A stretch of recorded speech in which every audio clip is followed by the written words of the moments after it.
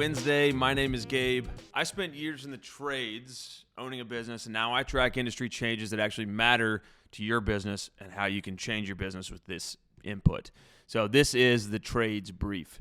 There's no bullshit here. There's no fluff. There's no opinions. It's just what actually has changed, what's going on, and why you should care, how you can apply it. 10 minutes or less, that's my promise. Today is Wednesday, January 21st. Here is the update for today.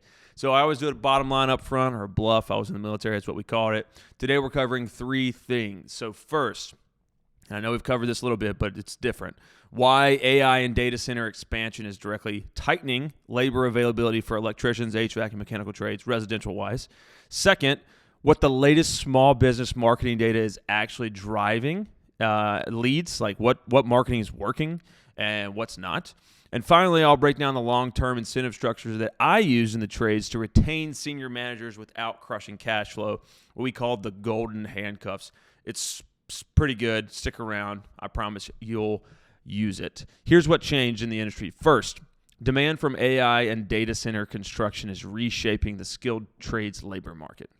So a recent report highlights a growing bottleneck. So data centers require massive electrical capacity, advanced cooling systems, redundancy planning, and ongoing maintenance beyond just the building of the data centers. That work depends heavily on licensed electricians, HVAC technicians, and mechanical trades. So the same workforce right now the residential and commercial service companies rely on. So we're going to see a shift of residential companies pushing over to these commercial opportunities. The scale is the key issue. Data centers aren't one-off builds. They're long-term duration projects with ongoing upgrades, retrofits, service contracts, etc. So as AI infrastructure expands, these facilities are competing directly with home service businesses like yours for the same skilled labor. In many regions, data center work offers higher pay, longer project timelines, which means more predictable schedules for the employee. That makes it increasingly attractive for experienced technicians to just go, hey, I'm going to go over here.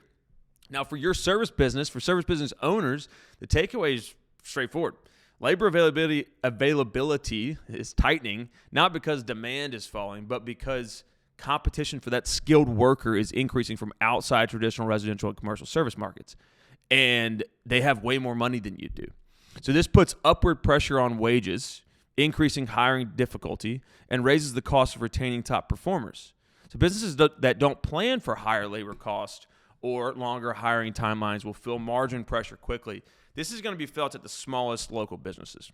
So second on the list today, new small business marketing data confirms a major shift in what actually converts customers today. So recent industry analysis shows that broad, generic marketing tactics are losing effectiveness. It's just noise now. Customers are more educated, more skeptical, and more focused on trust than ever before, rightfully so. So what's working instead of clarity, speed, and proof? What's working is clarity, speed, and proof. Clear explanations of pricing, fast response times, a strong internet presence, profiles, consistent reviews, simple messaging that explains exactly what you do and what a customer should expect. So the key change is this. Customers aren't looking to be sold. They're looking to feel confident. This is why social content's working in the trades right now. They want to know who's coming into their home, how much will it cost, and whether the company will stand behind the work that they're performing. It's pretty simple. It's hard to do, but it's simple. Businesses that remove uncertainty early in the selling process are winning more jobs without racing to the bottom on price. So this is also why outcomes-based models are gaining traction across the industry. And that leads into the final topic that I have you today, which is my favorite. The last thing I want to share is our retention strategy that we use in the trades that fundamentally changed how our leadership team operated and how we kept people around, good people. And we called it the golden handcuffs. So here's how it worked. Each quarter, we allocated 10% of the company profit to a weighted bonus for key managers. So general manager, operations, and leaders who directly influence performance. You pick who those are, okay? So whatever bonus someone earned that quarter was paid immediately to them, $5,000, $10,000, whatever it was. But the company also matched that amount dollar for dollar and set it aside to be paid 5 years later in the same quarter. So hear me out. So if a manager earned a $5,000 bonus in year one, quarter three, they got that money now. and another $5,000 to match was set aside to be paid in year 5, quarter 3. Every quarter stacked another future payout 5 years in the future. So those future bonuses couldn't be accessed early. And if someone left the company before their vesting quarter, so before they got to that year 5, they forfeited everything that hadn't matured yet, or they forfeited all that money that was waiting for them.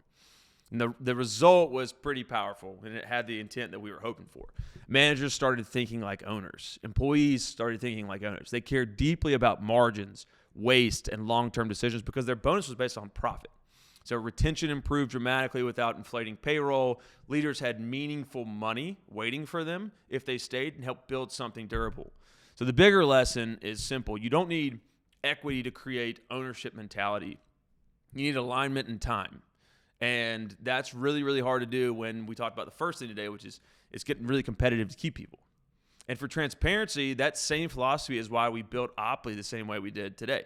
Paying for outcomes instead of leads, aligning incentives instead of selling hope. Same lesson applied to a different problem. So here's the signal to watch off of all these topics today. AI infrastructure is accelerating demand for skilled trades. You will be competing with these big data centers. Customer expectations are shifting towards clarity and trust, not just price. And businesses that win over the next few years won't be the cheapest or the loudest. They'll be the ones that plan for labor pressure, communicate value clearly, and build teams that think long-term. That's the update for today. If something changes, we'll cover it here. I promise. This is the Trades Brief. Thanks for sticking around. If you want more information on the golden handcuffs, it really was a powerful tool that we used. Getting people to think like an owner changed our business. So I think in today's world right now, the most important thing a business owner can do is retain high-level employees. And when NVIDIA or whoever is building, Amazon, Elon Musk are building large data centers, they're able to double the pay for these electricians to build and maintain these buildings. It's going to be very hard for you to compete with that unless you have a long-term plan in place. So, again, we'll cover it here. This is the Trades Brief. Have a great Wednesday. We'll see you tomorrow.